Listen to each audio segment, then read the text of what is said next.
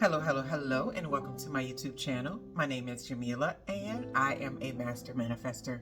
And I'm sure you are too, because you are consuming content like this. The name of this lovely channel is Holistic Manifesting, because I believe in a whole body, whole mind, and whole being experience when it comes to manifesting the amazing lives that we are choosing to live. What I'm discussing in this video is covert manipulation. And the reason why I wanted to discuss covert is because it's the kind you don't really notice, so you can't see that well, right? And you know, there's the glaring red flags, and I talked about that in other videos, but when these things are undercover, when they're sneaky, that's when they get in the most. That's when we find ourselves in situations or around people and places where we're just praying to get out of, where we're just hoping for something else to happen, for something to take us to another timeline, right? For us to timeline hop in that moment, to take a quantum leap. And the reason why it even works on the smartest of people, because covert manipulation is made that way. It's made to conquer the smartest of minds, or the people who think they're the smartest of minds. And sometimes, you know, you are smart, you know, like I know so many smart people. I'm a smart person. I got smart family members, but that doesn't mean that you are not vulnerable, or you cannot be susceptible to what people are putting out there, right? How covert manipulation works in a lot of situations, the first thing I have on this list is that it makes you think a decision that you're making was your own decision. But when you look deeper into the decision, you realize that the person who was trying to get you to lean in one direction or do something in one way, they've been dropping hints or saying things all along, right?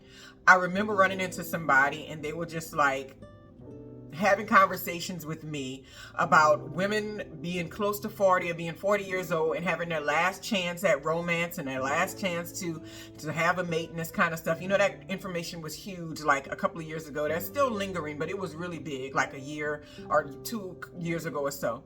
And I think that when I was around it, I was listening and thinking like, yeah. And then they would like send me videos all the time of like these women who were being obnoxious about their expectations in love and relationships. Well, I didn't think they were being fully obnoxious, but some people might on the outside look and think that I always think that you can have whatever you're looking for. It's not me to say that it doesn't exist or you can't have it. It just is what it is, right?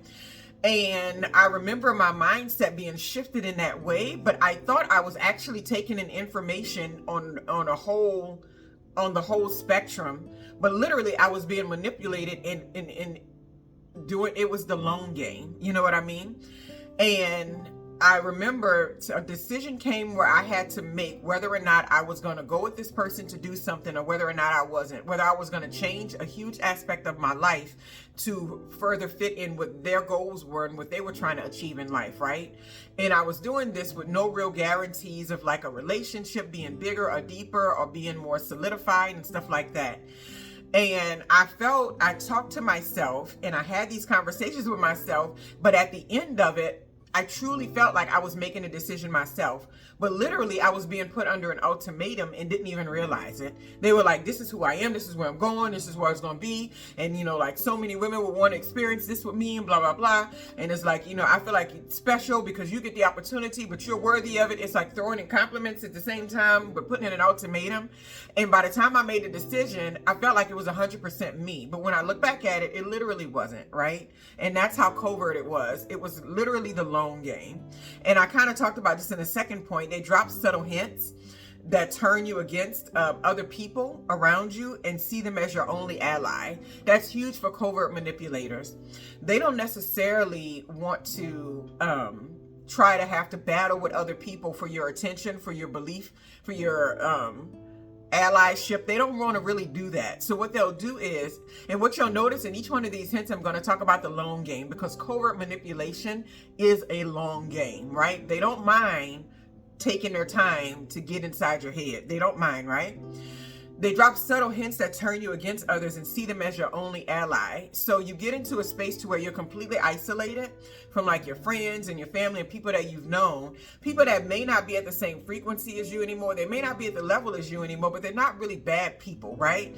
But you find yourself completely rejecting or taking those people out of your life. And then you look around one day and it's only you and that person. Like you have no friends, you have no real life. Everything you do is connected to who they are, right? Everything you talk about, everything you're working on, there's nothing outside of what you and them are doing, maybe work. And even at work, they'll help and drop subtle hints to make you not trust the people in your workplace, right?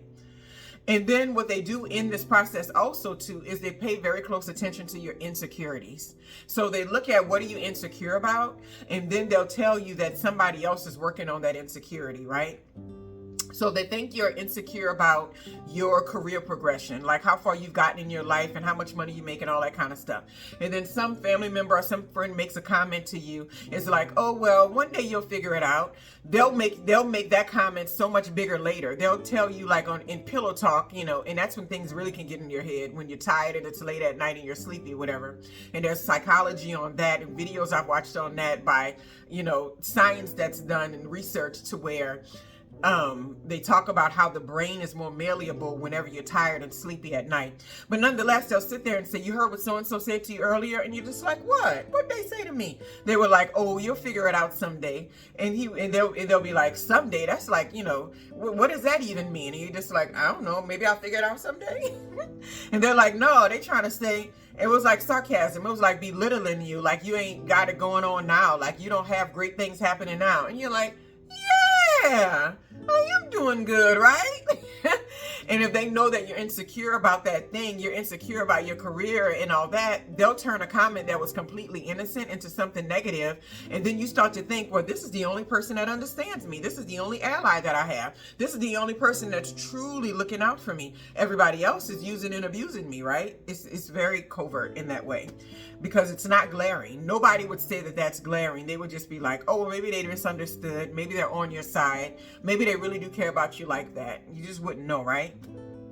And this is the next point that I have. Covert manipulation is people will tell you how other people are using you and or your resources while simultaneously doing the same thing to you. And you may not even notice. Like they'll tell you that you shouldn't be giving your money to your children. That's a huge one, right? You shouldn't be sharing your abundance with your children. You shouldn't be doing this for your friends. You shouldn't be loaning money to these other people. They'll tell you all day, every day about how these people are using you. And then come the next week or the next 2 weeks, they'll start to plan out your finances for you. They'll start to plan out your resources for you so that it's working for them more so than it's working for you. And what they'll use a lot is that it's going to be better for us in the future. It's going to be better for us. But really that us only exists as long as you're on their plan and what they want and what they're doing. When you're no longer on their plan and what they want and what they're doing, they don't want to hear anything about your suggestions or what you think might work out great or what might work better for your life and what you had planned and what your dreams or your hopes or your goals are. It doesn't even matter, right? So they just make sure that you stop using your resources. And when I say resources, it's not just money, your time and your energy and all that. They'll pull you back and drop these hints of people using you up, even though sometimes you just want to do things because it's fun. I remember somebody tried to get me to stop making lunches for my daughters in the morning. They really just wanted more of my time and energy. And I've always done that. I've made their food, I've cooked it, I put it on a plate a lot. I don't do it all the time, but if I'm finished cooking food and I'm like, you're hungry, I'll make their plates, real easy. Even though they were big enough to do it themselves, I like to do it. It's something that I like to do. And even in the morning, I get up earlier than my daughter. I only have one going to school now. And I make her lunches. I pack everything. I put it in Ziploc bags. I still do it. I love to do that.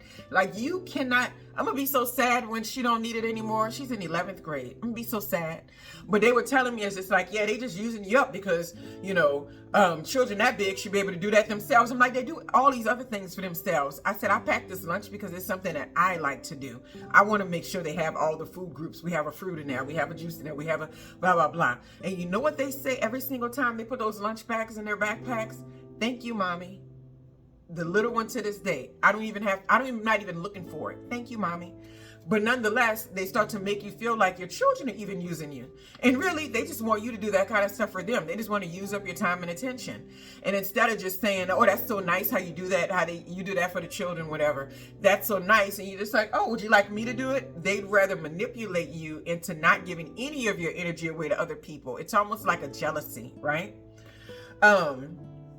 Another thing on my list is that they make sure they just so happen to get to others before you do, and even after you both decided that something would stay in between you. So this could be a lot in friendships. You might have a conversation or an interaction with somebody, and I've had this happen even in my sibling connections, to where there's a disagreement, or you believe somebody was saying something or doing something a certain way. It's when I used to get caught up in all the minutiae and stuff, and I would have these conversations, and you have this feeling or this unspoken contract, and sometimes even spoken, that what you're discussing is going to stay in between you, and they still make it their business to go get to other people before you do, and you don't even know that it's happened. It's covert in that way, because you're not like, petty enough to go asking around, did they tell you about this, did they tell you about that? Sometimes I found out months later, years later, that somebody had a conversation about something that I had privately and didn't even know that they were discussing. And so that's what covert manipulation too is. It's triangulation, but it's not loud and proud. It's quiet. They know that you think the conversation is not going to go any further. And so they take advantage of the fact that you are going to be the kind of person that upholds the sanctity of what you all were sharing. And then they take it to somebody else and get to other people before that. So if it ever comes up later, if the conversation is ever resurfaced, they still find a way to come out looking good or looking a certain way. And their manipulation just lives on for a very long time. That's something about covert manipulation. Not only is it the long game, but it lives on so far into the future. Because once people have been negatively impacted, even when they realize something wasn't true or wasn't real, it still has impacted the way that they lived their lives at that time, the way that they took that information as truth, the decisions that they made, the way they moved, right? So it's not as small as sometimes people think it is. It's got a huge reverberating impact. It's like when you drop a rock into a pond, it doesn't just go ploop into the water and then that's the only place. It's in a little silo all by itself. No, it reverberates across a whole entire lake. And that's the same thing manipulation, especially covert manipulation, does in your life. They get to other people and make sure that they have their mind swayed and believe in a certain way. So it doesn't matter what you have a conversation about later, what you say later, that other person's already been influenced and they've gotten to them before you have. And then the last thing I have here related to covert manipulation is that they sabotage your access to outside information. And that's huge.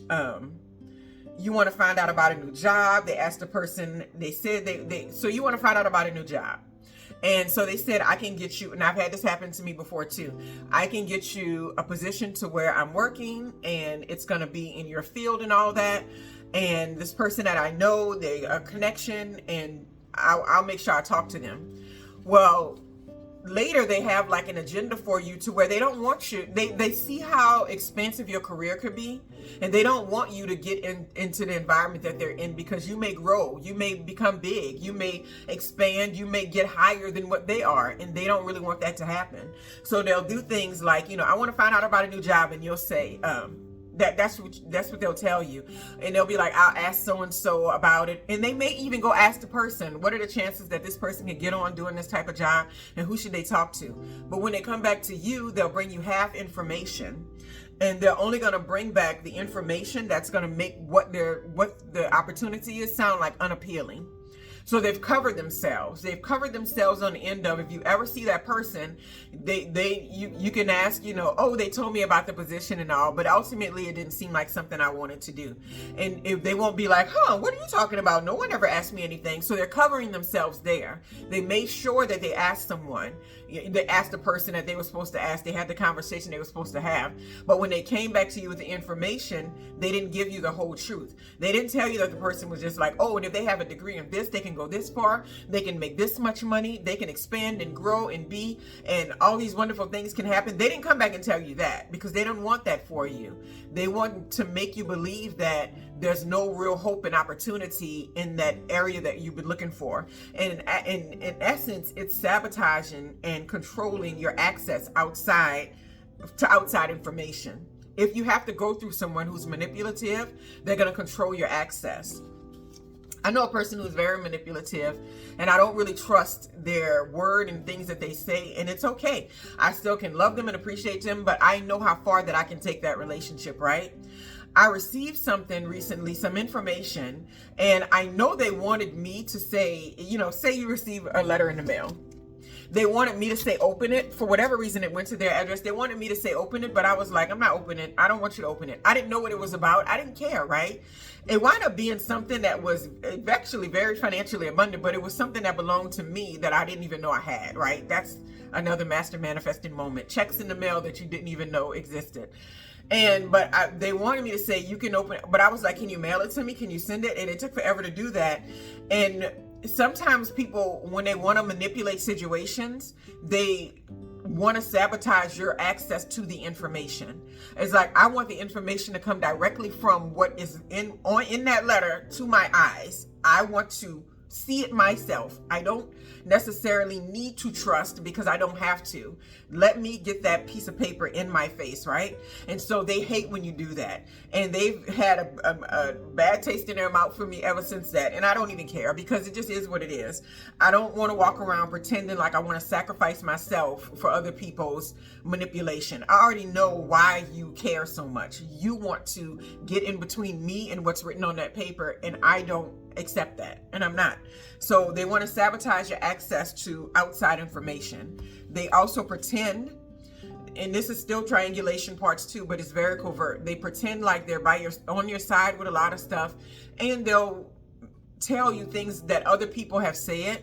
And what I learned now is that you have to take it with a grain of salt. It may be true, it may not, and it may never even existed, but you have to take it with a grain of salt, because sometimes I think when people have a manipulative personality, they can't help but operate in that space. And so that's up to them to fix. That's up to them to address and change and grow with. It's not even up to you. And so you got to leave them to their own devices and leave them to the things that they know they need to work on and fix and all that kind of stuff.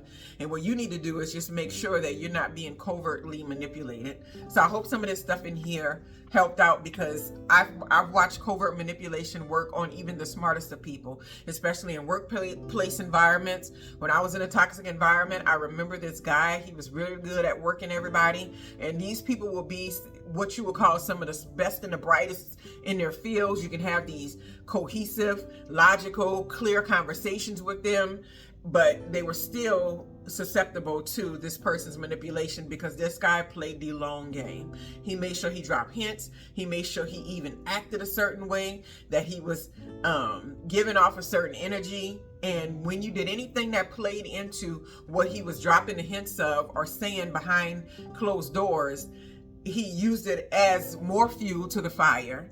And if you had to get any information from him, you best believe that information was filtered through how he thought it could work for his level of manipulation, or the energy he wanted to put out there. How he thought, like, if I share this, then this will be the case. It was never just clear, direct, and what you see is what you get. Never was. Anyway, I hope that makes you better understand how covert manipulation actually operates in the world. And I hope you all have a wonderful, wonderful, wonderful day.